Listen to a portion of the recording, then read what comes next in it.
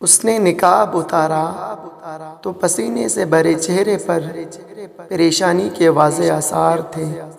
ہوا لگنے سے حواس کچھ بحال ہوئے تو بولی، آپا آج میں آپ سے تعویذ لے کر ہی جاؤں گی۔ اس دفعہ تو انہوں نے بے رخی کی حد ہی کر دی ہے۔ میکے سے پورے 7 دن بعد لوٹی تھی۔ مجھے دیکھ کر خوش ہونے کے بجائے ان کا چہرہ مرجھا سا گیا اور ان کے منہ سے یہ الفاظ پھسل ہی گئے، آخر چھٹی ختم ہو گئی۔ 4 دن کی چاندنی پھر اندھیری رات۔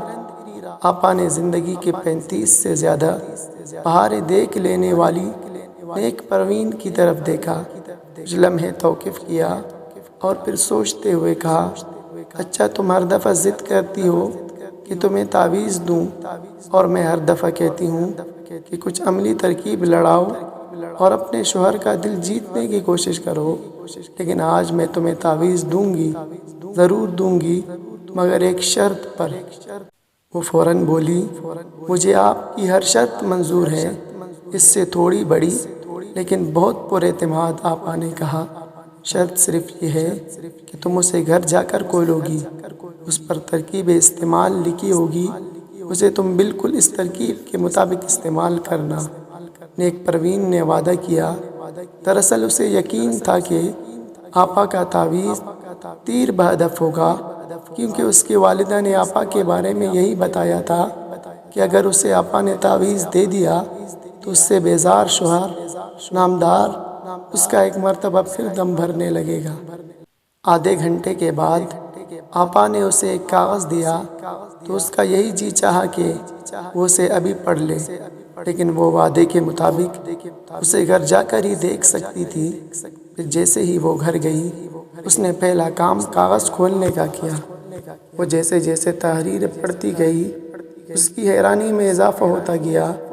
لکھا تھا، تعویذ استعمال کرنے سے پہلے آپ کو اپنے سر کے تیل اور میل سے گندے بالوں کو کسی اچھے شیمپو سے دھونا ہوگا، انہیں اس حالت میں لانا ہوگا کہ آپ کے شوہر کو یقین ہو جائے کہ آپ کے بال واقعی خوبصورت ہیں۔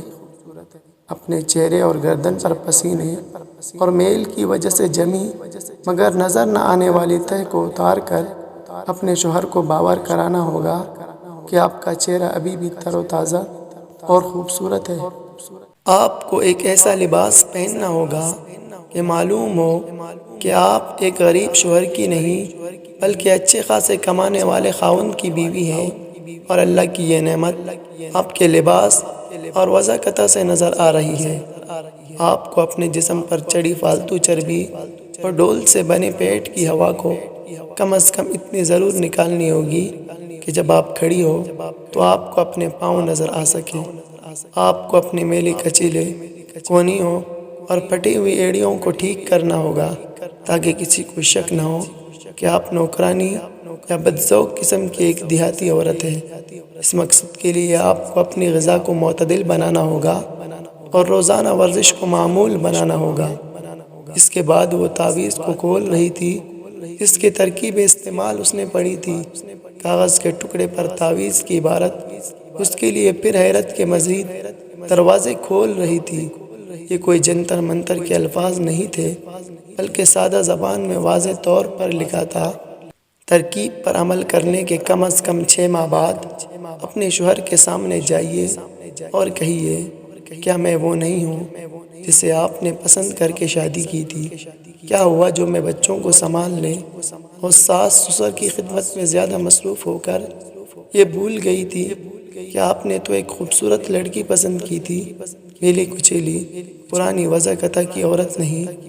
میں آپ کو مرد کے بجائے ایک فرشتہ سمجھنے کی غلطی پر معافی چاہتی ہوں۔